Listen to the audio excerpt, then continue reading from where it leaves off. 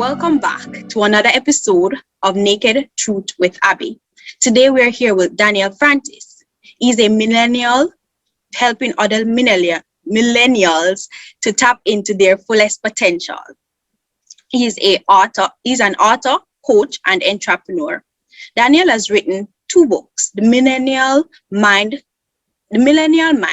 Success Secrets to Unlocking Your Full Potential, and Millennial Experience, 30 Stories of Hope, Growth, and Success.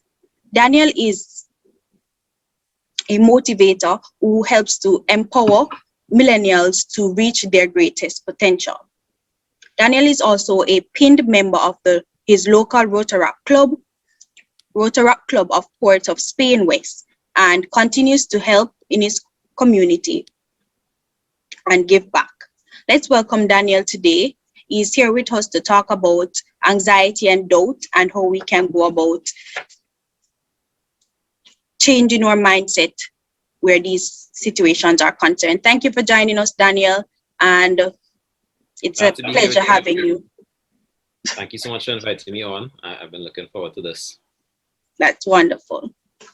All right, so you can just expound a little about who you are and why you chose personal development.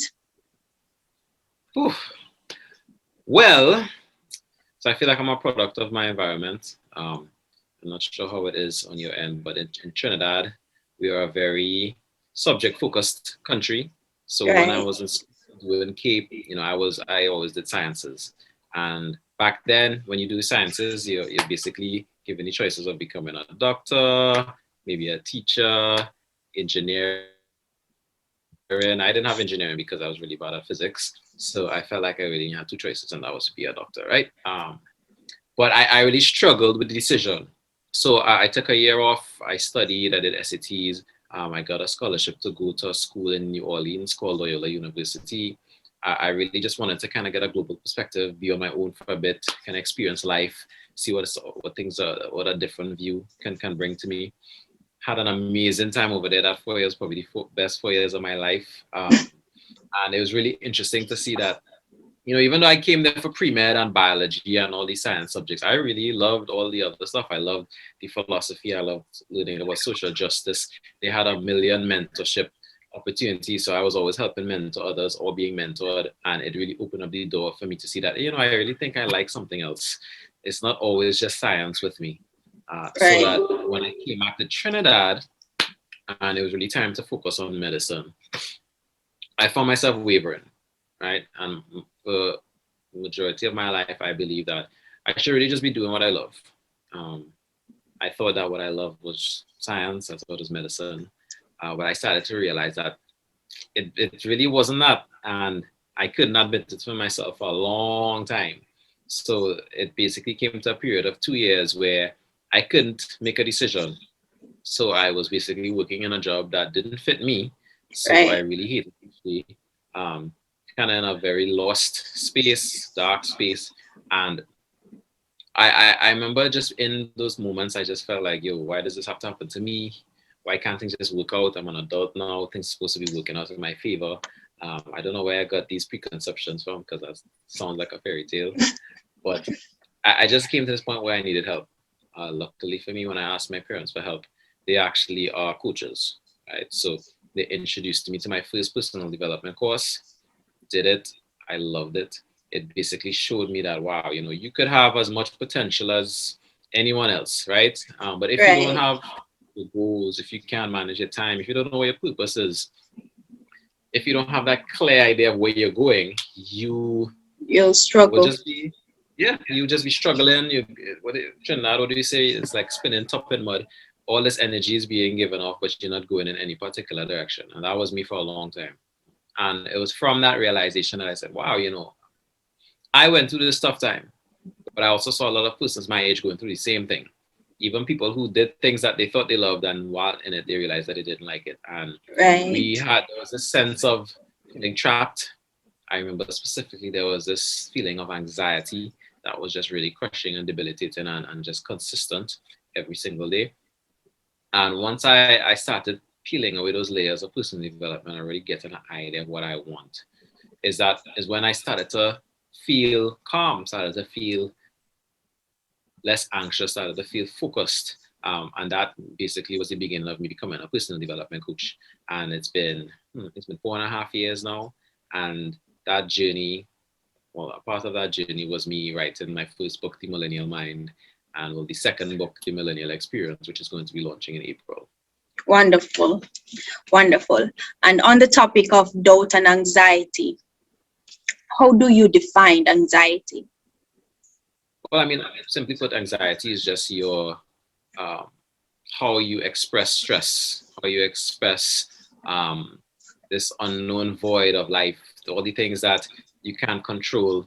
Um, I put it best in my first book. Sometimes we put so much effort and time and energy into controlling the things that we can't control, maybe other people's actions, their reactions, um, the environment around us. And because we're not able to control them, we feel anxious. And that Right. anxiety can be expressed differently in each person, right? So for me, um, anxiety will be you see it in a physical form where I get shortness of breath. Maybe I get jittery and I am very much unfocused. For everyone else has their own way of expressing it. Some people get sweaty, some people get goosebumps, some people they can't focus on one thing for more than a minute because they're just feeling it the back of their head. Some people maybe they handle it really well. They just internalize it and it's kept in their mind and they use it to motivate them to do more. Everybody is different, right?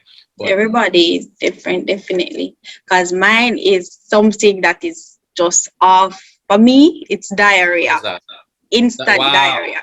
And No, no. it yeah, Yeah.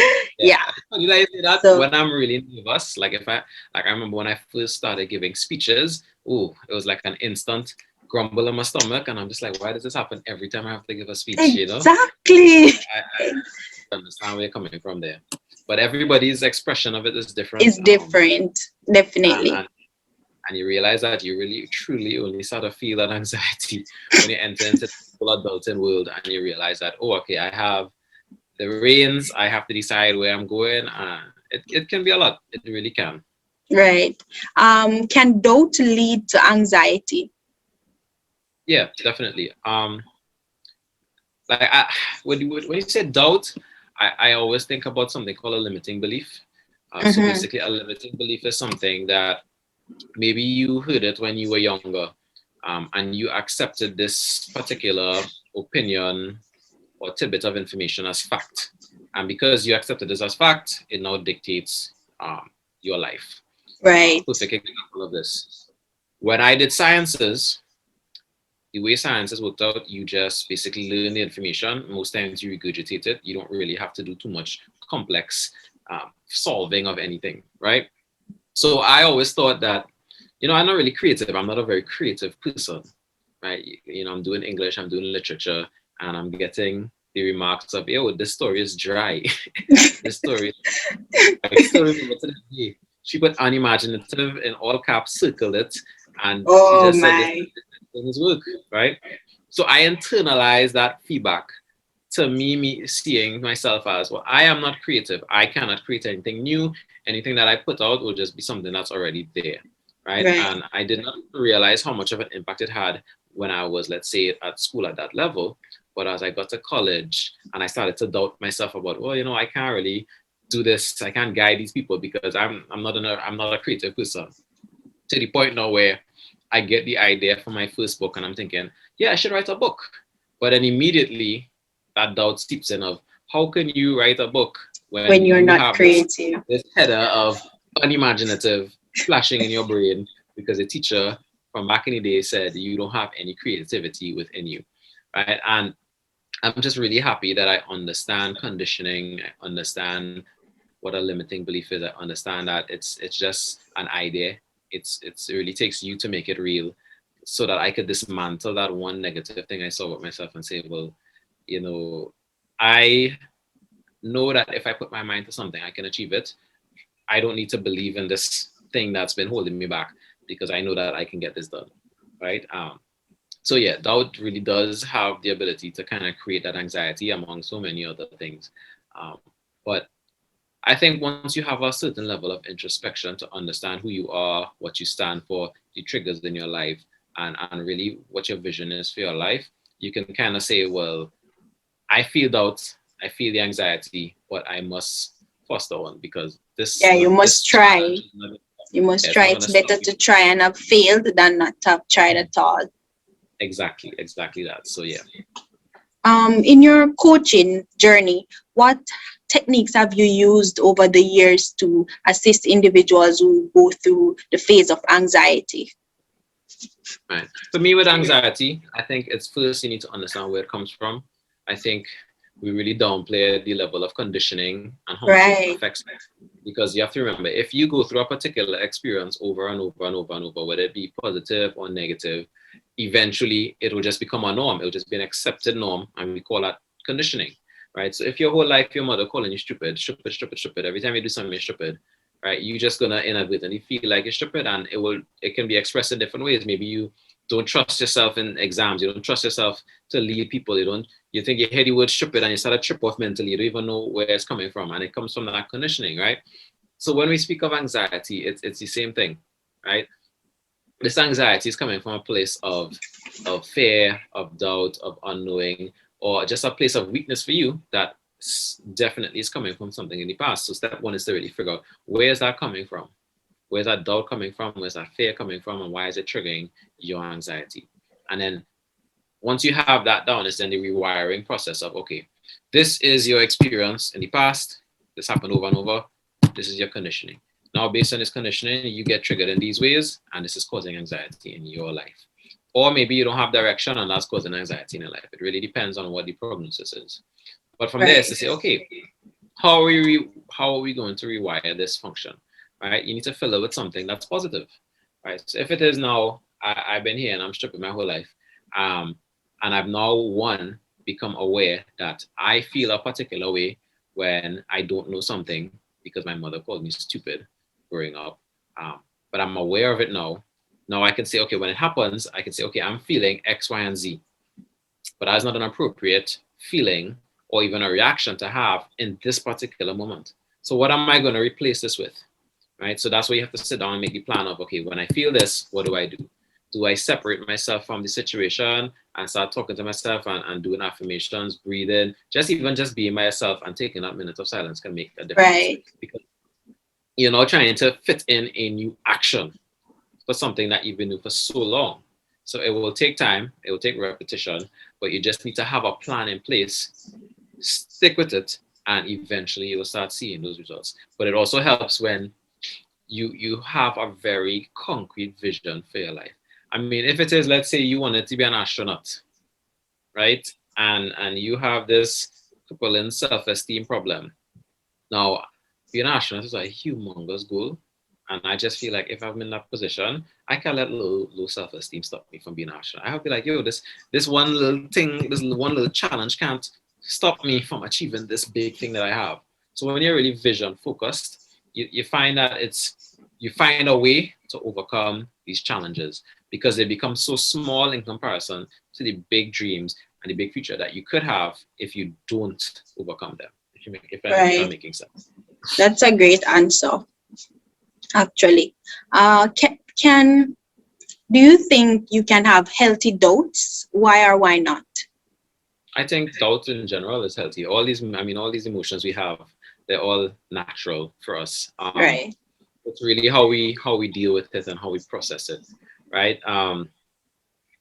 I think no matter the person, let's say it's somebody who gives speeches, I think even on their 100,000th speech, they're still gonna get a little bit nervous. They're still gonna be afraid that they make a mistake. That's only natural, no matter how often, how many times you do it. You could like me launch book number one, sell over 1,000 copies, and then you come into launch book number two, and I have hella doubts. you I'm just still like, have yo, the anxiety. what if I make mistakes? What if people don't buy it? What if people read it and they're like, this book is trash?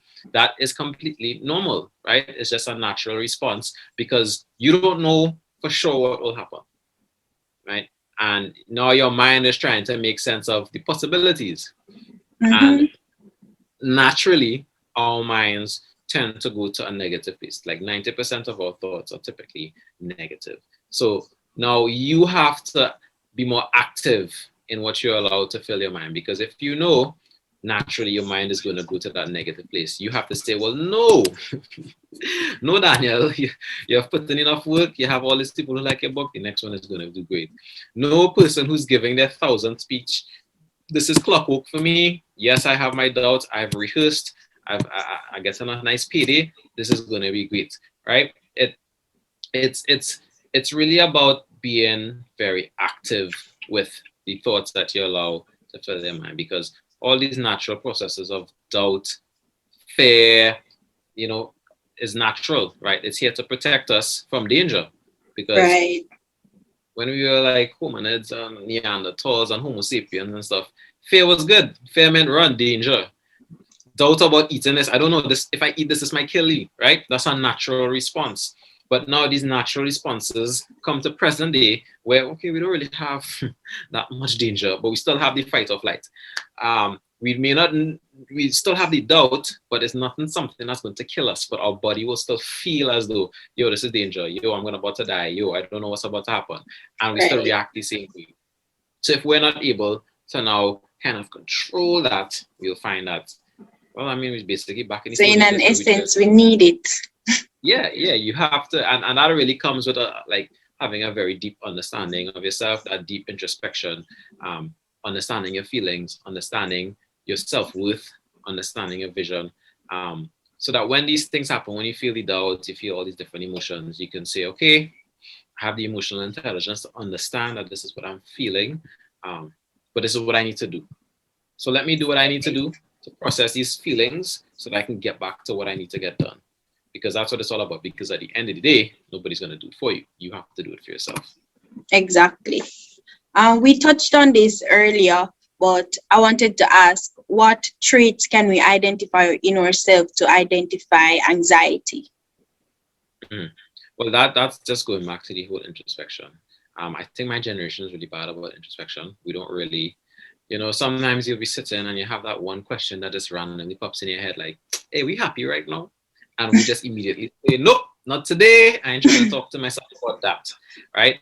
We naturally want to introspect. We naturally want to understand ourselves. We naturally want to know where our standing is in life at a particular point in time.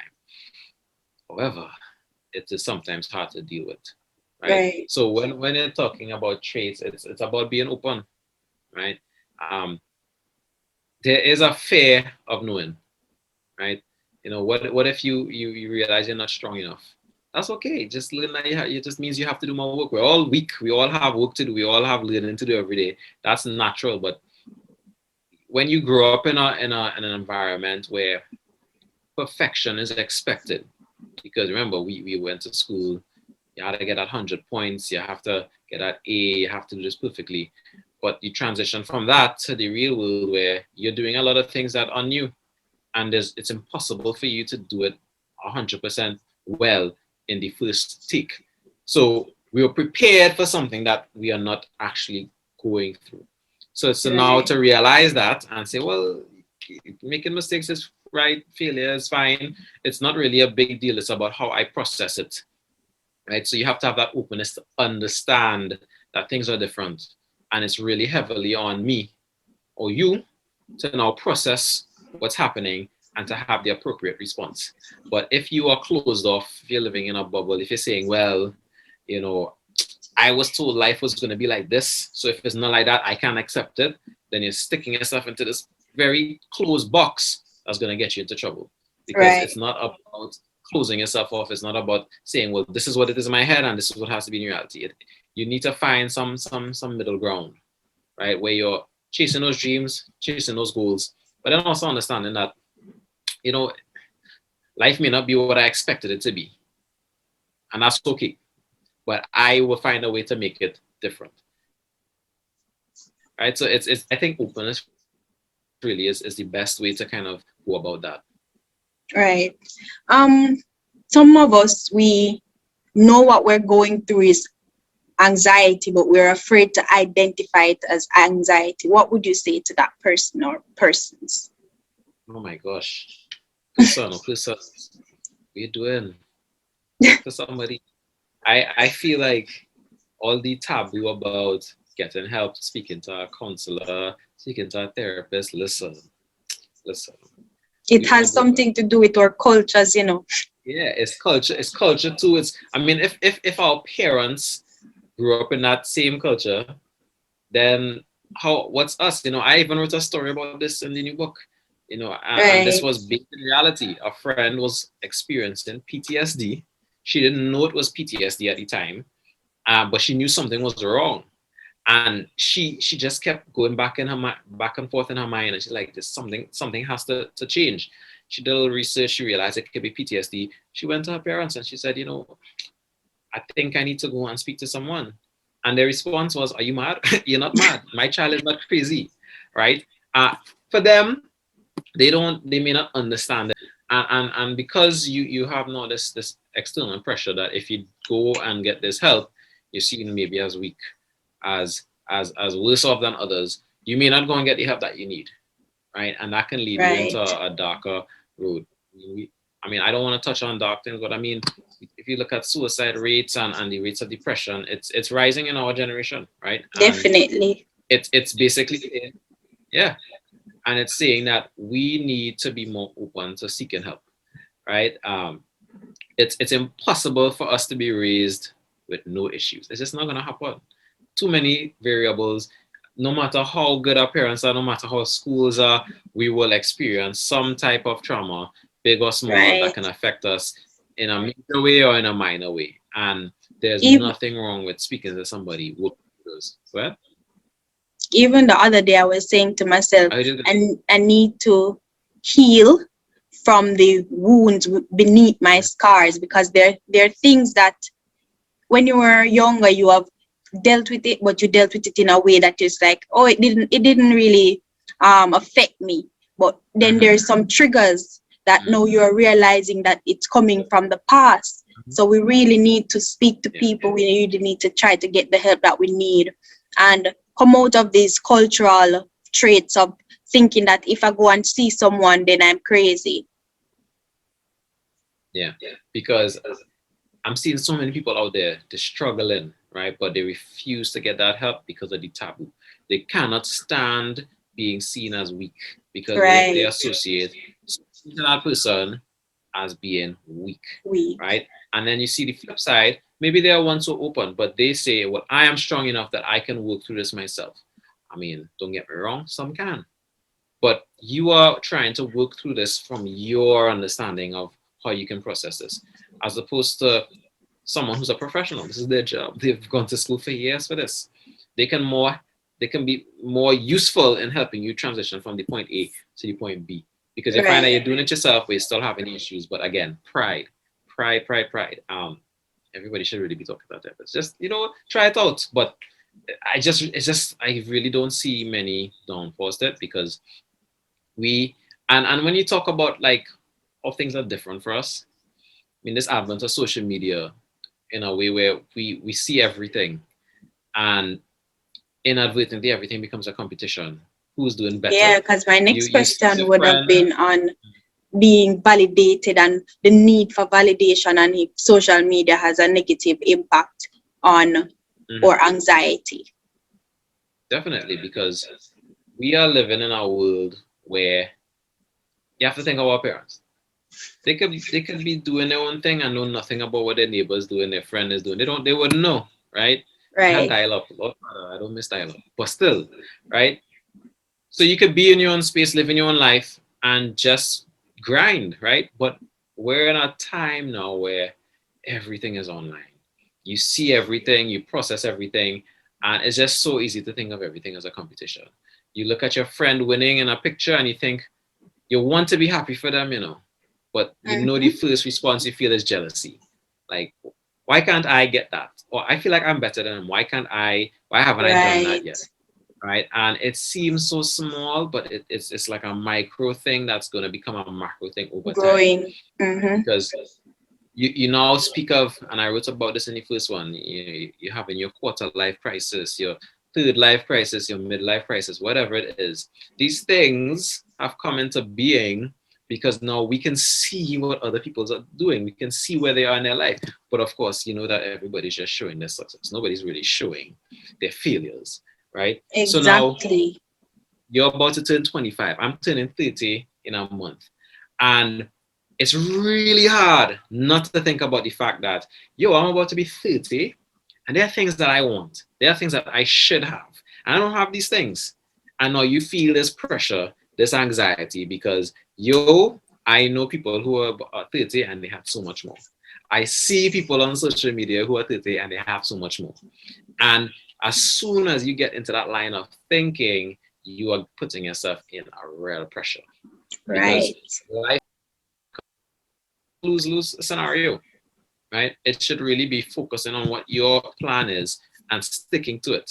So, I mean, Exactly. I have my qualms about social media. I think it's a very useful tool. I just don't think some of us need to take it so seriously and be on it as much because it definitely does impact our mental health. And if we're speaking specifically on anxiety, well, it's a no-brainer, right? These timelines were made in a way where it's an eternal scroll, where they want you to stay on their platform as long as possible, which is why all these platforms, Twitter, Facebook, Instagram, LinkedIn, you can scroll on forever because they Yeah. want you there, but we're not realizing that when we're scrolling and we're reading these tweets of people doing good, watching these pictures of people living their best life on LinkedIn, seeing people getting all these amazing business opportunities, we are inadvertently putting ourselves in an anxious state of, why don't I have this? Why am I not doing work right now? Why am I still scrolling? And The comparison phase just keeps rolling. longer and longer, and you add that to doing that multiple days, months, years, what is that doing to your mental space? Now you can't understand why your self-esteem is so low. You can't understand why you can't focus. You can't understand why you're feeling so depressed because you're doing okay, but you're just thinking about, I should be doing better. It comes from Right. that. It's still going back to the introspection of understanding who you are, what you stand for, what your goals are, and knowing that you have triggers. And if you play on them too much, it's going to hold you back, right? I mean, I could give a real lame example. I know I'm triggered by Netflix. If I start a show, listen, I could be the businessman in the world. I will finish that show that day. I'm a heavy binger. I have a problem. So I know I'm not going to start watching no show on Netflix if I have a lot of work to do. I will wait until Exactly. I have a day off, right? Just like social media, I will go on and post, but I know I'm not scrolling unless I have time set a time where I could just relax and do that. Outside of that, I know I'm setting myself into a trap, a very, very deep, dark trap, right? So how can we now use social media in a more positive light? Mm. Well, I mean, if you're talking any business sense, that one is easy. You use social media to post about yourself, post about your business, let the world know what you're doing. Um, when you start getting up those numbers, it becomes so much easier to like launch new products. Branding in and of itself, especially social media branding, is just it's a very, very powerful tool. And as businesses and persons have seen at the advent of COVID, how important now having a digital presence is. Having that Right. website, having that social media platform, because now it's harder to have a brick and mortar. It's harder for people to come to these spaces. So now we're always online now. This is where you can start showing people, well, this is what I'm about. This is my business. This is how I can help you. Right. But then again, if you are not really an entrepreneur, you're not a business owner, you're not doing anything like that, just use it as a platform to share, right? Be creative in your own space, however you want to use it. It's just having that understanding of limiting yourself. It may Right. not seem important now, but trust me, when you start to feel the anxiety coming on and you're looking at your estimated time on each platform and you're saying, wow, I spent 5 hours on Instagram today, that might be a little problem, right? Or it's affecting your work, it's affecting your ability to concentrate. Then you need to start saying, okay, let me dial back. And they have all these apps that can limit your time on these platforms and all these things. I see all these things as tools, but it really just comes back to you understanding what you want and what's an impediment to getting to you to where you want. So that's on me. Right. That's that introduction again. You see, it just keeps coming back. All right. Thank you for that, Daniel. We're at the end. Do you have any final remarks for us? Final remarks. Anxiety, anxiety. I think, let's try not to take ourselves too seriously. I think life is a journey. We're so focused on having things, achieving things. Yo, just enjoy the time that you have. Enjoy the time you have with your family, your friends. Enjoy the hustle. Enjoy the growth. Really take the time to uplift yourself when you make these achievements, even if it's little ones. I celebrate all my little wins. I remember I got my first pre-order for my millennial experience. I did a little dance. I was like, yes, number one, because you have to. These are the things that are important. It's not about that end point. We see this end Right. point, this finality. Like when I reach here, I'll have so, and it'll be amazing. No, the journey is amazing too. Focus on that. Enjoy it, because once you get fixated too much, that's when you're kind of anchoring yourself in that anxiety if you do not achieve it, right? Right. It's really about being flexible with life. And of course, look out for my book, The Millennial Experience, is coming out. It's on Amazon right now. And my first book, The Millennial Experience, of course, is on Amazon right now, or wherever you are in the world and you're watching this. All right, great. And you can just tell us where we can find you on social media. You have told us about your books, so you can just let us know where we can find you on social media to connect. All right. So on Twitter, Facebook, Instagram, and LinkedIn, you can find me at Daniel Francis, or sometimes it's Daniel Martin Francis. Either one should work. And of course, my business handle is Rebit Limited. That's REBIT Limited, and it will be on Instagram and Facebook. So of course, if you want to reach out to me, chat, need a little help, you can always reach out. I'm always open to talking to new people, helping them through whatever it is that they might be going through. All right, great. And thank you again, Daniel, for joining me. I really enjoyed and learned from this session. And it has been a pleasure speaking with you today. Thank you for having me on. All right, see you. Let's just jump off.